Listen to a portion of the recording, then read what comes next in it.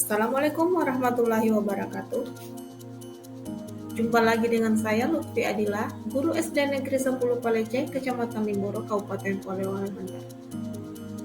Bapak Ibu guru hebat, kali ini saya akan melaksanakan aksi nyata topik 2 kurikulum merdeka, yaitu menyebarkan pemahaman mengapa kurikulum perlu berubah.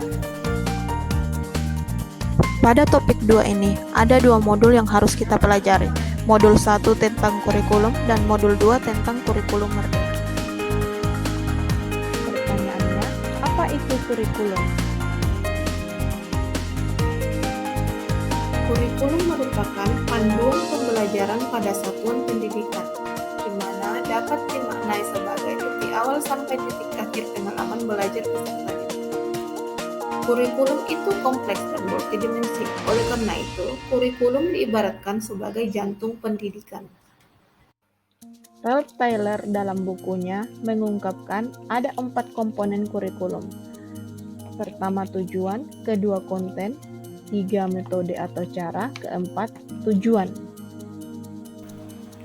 Namun, pada umumnya beberapa negara mengklasifikasikan komponen menjadi 3 bagian, yaitu 1. Tujuan pembelajaran atau konten, 2. Panduan pedagogi, dan 3. Panduan asesmen.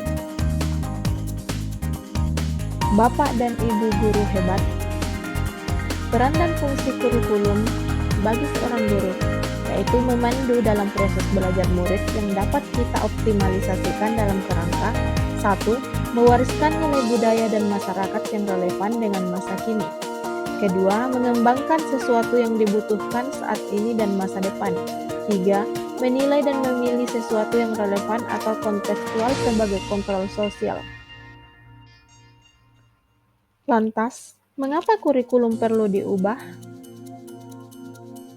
Kurikulum yang baik adalah kurikulum yang sesuai dengan zamannya dan bersifat dinamis, terus dikembangkan dan diadaptasi sesuai dengan konteks dan karakteristik murid, demi membangun kompetensi sesuai kebutuhan mereka kini dan di masa depan. Nah, kurikulum ini perlu diubah agar relevan dengan perkembangan zaman. Kedua, agar dapat memenuhi kebutuhan pelajar peserta didik. Dan ketiga, agar dapat menyiapkan generasi cemerlang di masa mendatang. Selain itu, saat ini berbagai isu baru menuntut satuan pendidikan menyiapkan kurikulum yang membantu murid menghadapi dunianya yang penuh dengan tantangan, antara lain perubahan iklim global, teknologi digital, transformasi budaya, dan industri multinasional. Mengingat kata-kata Ki Hajar Dewantara pada modul Merdeka Belajar, maksud pendidikan adalah menuntun segala kekuatan kodrat yang ada pada murid agar mereka dapat mencapai keselamatan dan kebahagiaan yang setinggi-tingginya, baik sebagai manusia maupun sebagai anggota masyarakat. Bapak Ibu guru hebat, ada sebuah pepatah yang mengatakan butuh seluruh desa untuk membesarkan anak. Artinya, perlu peran orang tua, masyarakat, dan sekolah dalam mewujudkan kurikulum yang berpihak pada murid. Mereka ini disebut sebagai 3 pilar pendidikan. Lalu, mengapa kita perlu melakukan adaptasi terhadap kurikulum?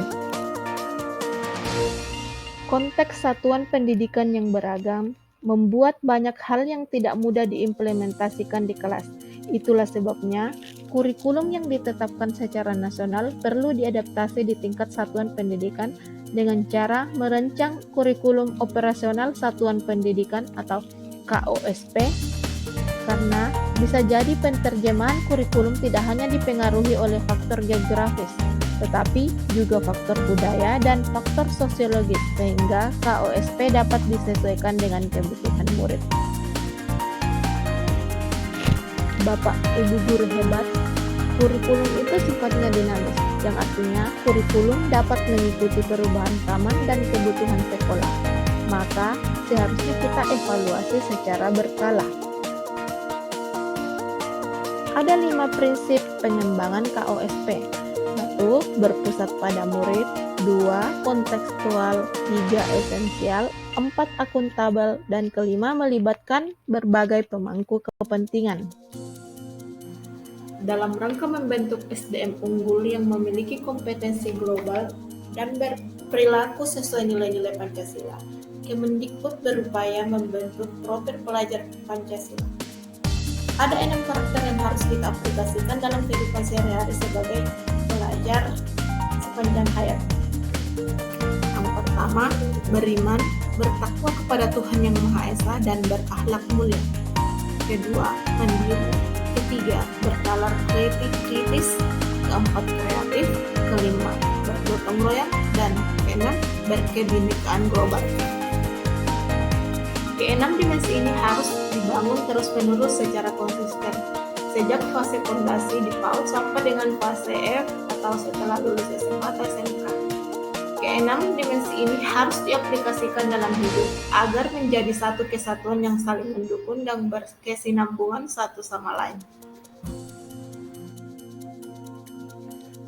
Saat ini, pengetahuan dan teknologi berkembang dengan sangat pesat. Pembelajaran akan membosankan bagi murid apabila dilaksanakan dengan cara konvensional. Maka dari itu, perubahan kurikulum diperlukan sesuai dengan perkembangan zaman. Dengan adanya kurikulum merdeka, pembelajaran lebih berpihak kepada murid. Mari kita mulai dengan bersemangat untuk terus belajar. Orang-orang yang berhenti belajar akan menjadi pemilik masa lalu, dan orang-orang yang masih terus belajar menjadi pemilik masa depan. Baiklah Bapak Ibu guru hebat, terima kasih telah menyimak penyebaran pemahaman tentang mengapa kurikulum perlu diubah. Sampai jumpa di kesempatan lain. Terima kasih. Assalamualaikum warahmatullahi wabarakatuh.